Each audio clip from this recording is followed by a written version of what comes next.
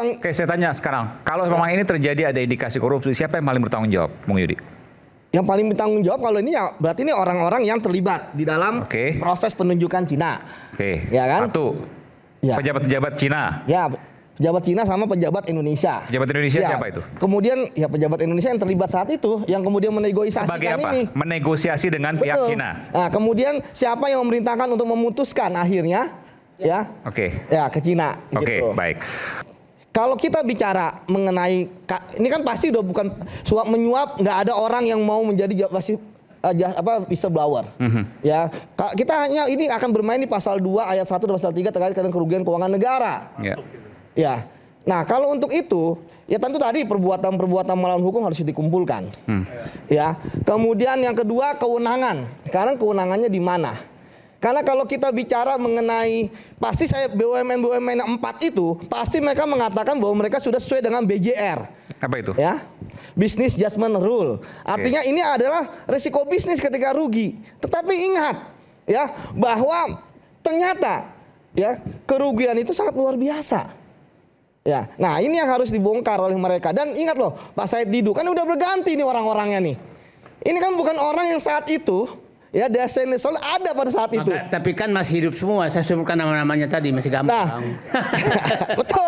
betul. Nah, sekarang kalau misalnya, misalnya audit, bagi saya yang bisa dilakukan adalah penegakan hukum. Ya, audit itu harus berdasarkan penegakan hukum. Misalnya sudah ada penyidikan, baru ada audit tertentu. Kalau tidak, kita nggak tahu nanti arah auditnya siapa. Kayak tadi Bang. Oke, saya tanya sekarang, kalau memang ini terjadi ada indikasi korupsi, siapa yang paling bertanggung jawab, Bung Yudi? Yang paling bertanggung jawab kalau ini ya berarti ini orang-orang yang terlibat di dalam proses penunjukan Cina. Ya kan? Satu.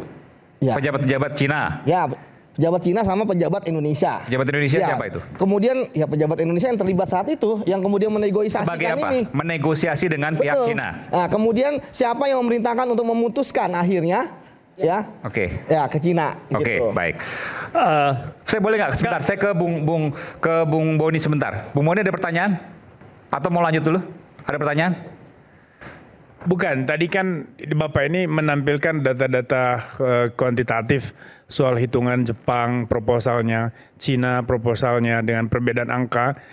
Bagi masyarakat umum, ini kan masih agak sumir Pak. Kita butuh penjelasan dasarnya apa kira-kira dari penyelenggara, stakeholders yang menyelenggarakan proyek ini sehingga mereka memilih Cina bukan Jepang. Pertimbangan-pertimbangan non-ekonomisnya apa kira-kira? Karena kan tidak mungkin ini hanya keputusan ekonomi Pak. Pasti ada faktor non-ekonomi di dalam perumusan. Misalnya apa yang bayangkan? Misalnya?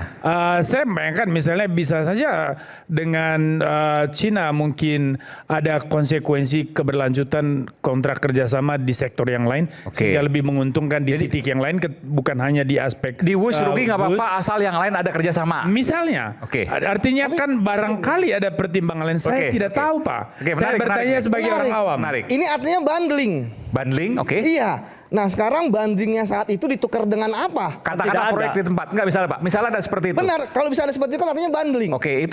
Itu ada pelanggaran nggak? Dalam suatu bisnis mau melakukan bundling? Itu normal dalam bisnis. Nggak boleh.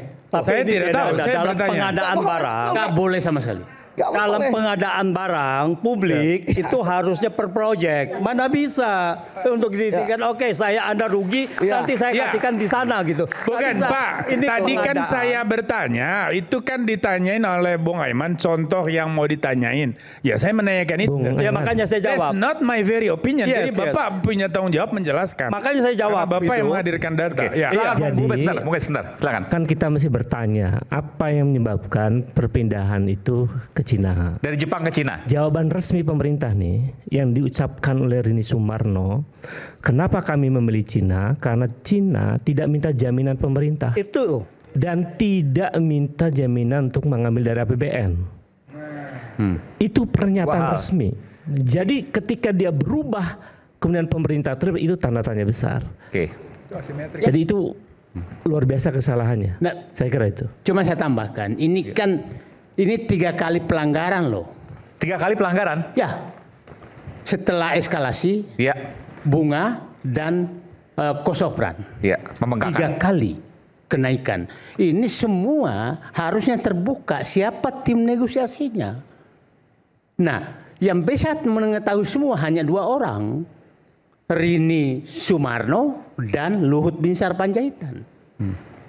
Yang tahu siapa yang melakukan ini semua gitu loh. Nah, jadi sebenarnya dan Pak Luhut kan udah ngasih pintu. Saya terima barang sudah busuk. Sri Mulyani juga tahu. Pak Sri Mulyani juga. Nah, maksud ya itu saja. Karena begini, ini kan persekongkolan apa tadi? Pemufakatan jahat. Jadi kita sudah bisa menyimpulkan ini ada pemufakatan Anda jahat. yakin itu bahwa ini ada indikasi pemufakatan jahat? Ya, karena begini, ini kan melanggar prinsip awal dia dimenangkan walaupun lebih mahal. Diubah dengan naik angkanya bukan turun.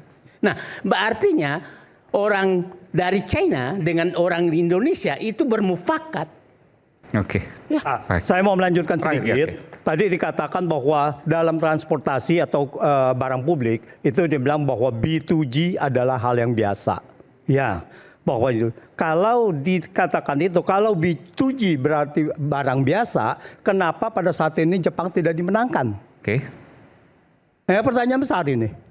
Kenapa pada saat itu bahwa itu tidak dikasihkan? Dia mengatakan bahwa di sini harusnya tidak dijamin oleh APBN. Jepang pada waktu itu minta APBN, minta jaminan. Ya. Dikalahkan karena Cina memberikan tanpa APBN. Tanpa APBN. Kalau B2G yang biasa, kenapa Jepang tidak dimenangkan? Padahal lebih murah. Nah, dalam kebijakan publik, transportasi publik, rugi adalah hal yang biasa dan subsidi adalah hal yang biasa. Kalau kita lihat DKI, semua itu bukan hanya MRT saja, Transjakarta itu semua disubsidi. Jadi masalah nggak masalah, asal terbuka dari awal. Dan tidak ada asal evaluasinya sama di sini. Bukan soal ini saya paham. Bukan soal ruginya, tapi bagaimana kemudian penentuan dari proyek awalnya. Bagaimana penentuan dari pembangunannya. Itulah tadi yang saya bilang. Auditnya itu bukan soal angka-angka untung rugi. Kebijakan. Tapi soal kebijakannya. Soal seperti ini. Kebijakannya misalnya, kenapa Anda pindah dari Jepang ke Cina?